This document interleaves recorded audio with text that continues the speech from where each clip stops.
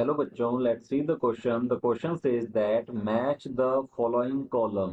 तो ये जो क्वेश्चन है इसमें हमें column first and column second दिया हुआ है और इसमें जो पॉइंट्स हैं उन्हें हमें करेक्टली मैच करना है। तो सबसे पहले हम जानते हैं इस क्वेश्चन के की कंसेप्ट के बारे में। की कंसेप्ट जो है इस क्वेश्चन का, इसमें हमें ये बताना है कि कॉलम फर्स्ट और कॉलम सेकंड में बिल्कुल हमें करेक्टली मैच करने हैं पॉइंट्स को। तो ये की कंसेप्ट होगा इस क्वेश्चन का कि कॉलम फर्स्ट और सेकंड में जो पॉइंट्स हैं उन्हें हमें मैच करना है। तो चलिए देख लेते हैं। जो कॉलम फर्स्ट है उसमें ए पॉइंट दिया गया है इनहिबिटर ऑफ कैटालिटिक एक्टिविटी। तो कैटालिटिक एक्टिविटी का इनहिबिटर कौन सा होता है ये हम सबसे पहले जान लेते हैं। तो यहां हम लिखेंगे inhibitor inhibitor of catalytic inhibitor of catalytic activity activity mean catalytic activity के लिए रेस्पॉन्सिबल होते हैं एंजाइम्स। और एंजाइम्स की ये जो एक्टिविटी है उसका इनहिबिशन कौन करता है। तो ये जो हमारा पॉइंट ए है ये मैच कर रहा है मेलोनेट से। मेलोनेट जो है ये सक्सिनिक डीहाइड्रोजिनेज एंजाइम का इनहिबिशन कर देता है। ये कॉम्पिटिटिव इनहिबिटर होता है मेलोनेट सक्सिनिक डीहाइड्रोजिनेज एंजाइम का। तो हमारा जो ए पॉइंट है ये मैच करता है सेकंड पॉइंट से, कॉलम सेकंड के सेकंड पॉइंट से मैच करता है। कॉलम फर्स्ट का बी पॉइंट है हमारे पास पोजेसेस पेप्टाइड बॉन्ड्स। मीन हमें ये बताना है कि किसके पास पेप्टाइड बॉन्ड होते हैं। तो पेप्टाइड बॉन्ड के बारे में हम जान लेते हैं।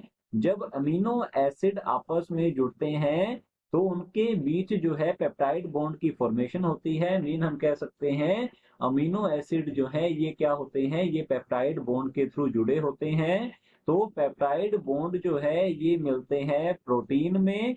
प्रोटीन में बहुत सारे अमीनो एसिड्स होते हैं जो कि आपस में पेप्टाइड बॉन्ड के थ्रू जुड़े होते हैं। तो जो प्रोटीन है इसे पॉलीपेप्टाइड भी कहा जा सकता है। तो हमारा जो बी पॉइंट है ये मैच करता है फोर्थ पॉइंट से कोलेजन से। कोलेजन जो है ये एक टाइप के फाइबर्स होते हैं, प्रोटीनेशियस फाइबर होते हैं जो कि कनेक्टिव टिश्यू में मिलते हैं। तो कोलेजन एक टाइप की प्रोटीन है और इसमें मिलते हैं पेप्टाइड बॉन्ड्स। तो यहाँ पर हमें दिया हुआ है पोजेसेस पेप्टाइड बॉन्ड्स। तो ये पेप्टाइड बॉन्ड जो है कोलेजन में होते हैं जो कि एक प्रोटीन होती है, कनेक्टिव टिश्यू में ये मिलते हैं।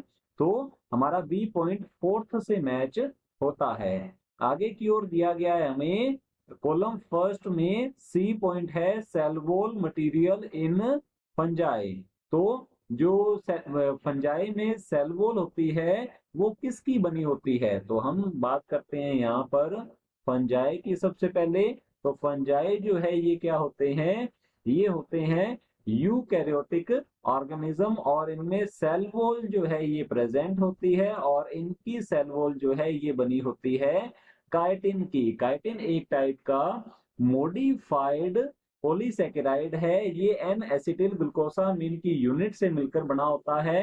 तो ये है पॉलीसेकेराइड जो कि प्रेजेंट होता है फंजाई की सेल वॉल में। तो हमारा जो सी पॉइंट है ये मैच होता है थर्ड पॉइंट से। तो हम यहाँ लिख लेंगे नंबर 3। आगे की ओर हमें दिया गया है कॉलम फर्स्ट में सेकेंडरी मेटाबोलाइट। अब सेकेंडरी मेटाबोलाइट ऐसे हम कह सकते हैं ऑर्गेनिक कंपाउंड्स होते हैं जिनकी फॉर्मेशन होती है ऑर्गेनिजम्स में। बट ये जो मेटाबोलाइट्स होते हैं या फिर ऑर्गेनिक सब्सटेंस होते हैं ये ऑर्गेनिज्म की ग्रोथ एंड रिप्रोडक्शन के लिए रेस्पॉन्सिबल नहीं होते हैं। इनका एक अलग एडवांटेज होता है, जैसे कि ये मेनली डिफेंस मैकेनिज्म में हेल्प कर सकते हैं।